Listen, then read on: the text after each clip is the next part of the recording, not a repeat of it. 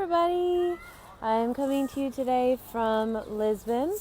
We made it to this amazing, gorgeous city on Sunday, and little bells for you. I'm down in the park that's near my house, and it's filled with people, and the lighting is incredible, and there's ferns and banyan trees and families and friends and so many people out and about right now enjoying this gorgeous evening. One of my favorite things about living in Europe is the bells, and you can hear it because my apartment is right outside the basilica, which is incredible. We're in such a great location. We can walk right down, probably 10 minutes to our working space, 10 minutes down into downtown. It's just so beautiful. I love this city. But one of the first days that I got here, I'm not gonna lie, it was challenging. For some reason, I think multiple reasons, I was just totally off kilter. I couldn't get my grounding, and I was falling off of bikes, and I missed 2 appointments, which is so unlike me, and just kind of couldn't really get grounded in all of this change and uproot and newness. Switching from Split to Lisbon was more emotional than I thought it would be. It was really interesting. When I was sitting in the airport in Split, I just had this wave of emotion come over me, and I couldn't really understand what it was all about until I started to really write it out, which was that last post that I did from Split with the gelato, and just realized that there's so much moving and changing all at the same time. We're getting on a plane and going to the new place, and it feels kind of like you're going home, but you're not. You're moving on to yet another city where you're going to have to learn where your grocery store is and your new roommates and how to get around the city and where to go. There's just it's constantly picking up and dropping you into a new world and learning how to figure it out. And it's really cool, and it tests every single part of who you are.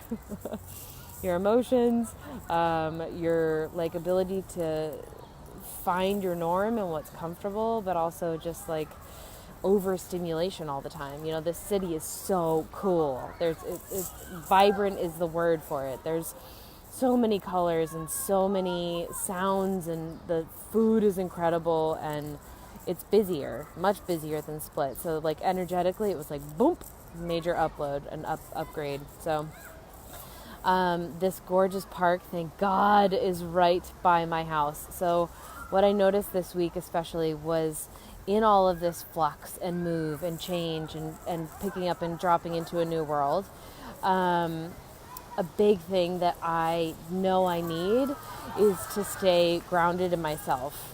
And how do I do that? For me, it's coming out and being in nature, being with these gorgeous trees, and taking a little time to myself, which is what I'm doing right now. I'm taking some time to just sit in the park and read and write and get really clear on how I'm feeling and what I need right now, because I've been exhausted the past few days with all this new change happening. So what I'm kind of coming in to talk about is, how do we create the space and the time that we need? And also, how do we create healthy boundaries? I think a lot of the time we think about boundaries as being these hard walls and this pushing out and protection. And in a sense, it is sometimes that, but it's also sometimes just hey, I'm going to choose to go for a solo walk right now and check in with myself and tell my beautiful, amazing 4 other women, female roommates that I love, I need a little time, and maybe not going out, with the whole group at night, which is sometimes really hard to feel like you're missing out, and to choose to take that time for yourself instead of, maybe doing it because everyone else is going. So it's this really interesting balance of engaging and being with the community, and also checking in and taking time for myself, and making sure that those healthy boundaries of what it's more like healthy boundaries within myself, checking in with myself and being hey, how about you don't maybe, go out to the bar or have that glass of wine or uh, have that extra croissant because the croissants are amazing. But it's just been a really interesting learning lesson of like actually getting to know what my healthy boundaries are and acknowledging them and honoring them. And I'm not always perfect in it, just like most humans.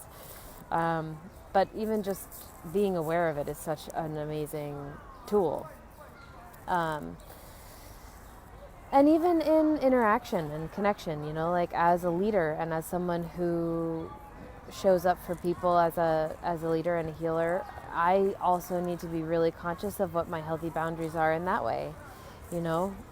Making sure that I'm taking time to love on myself just as much as I'm loving on everybody else. So it's been a wild and wacky week, an emotional roller coaster, an energetic roller coaster over the past couple of days, but I'm so excited to be in Lisbon.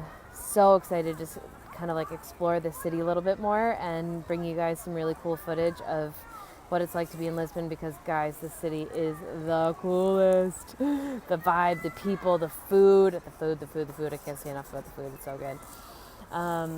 And the beauty of it. There's just color everywhere. So I'll be tuning in some more. I hope you guys are having an awesome day today. I'm feeling you guys a lot today. All of my people back home and afar, I'm definitely feeling you a lot today. So I hope you're feeling showered in love and that this beautiful first day of May is sweet for you. Sending you lots of love. Bye, guys.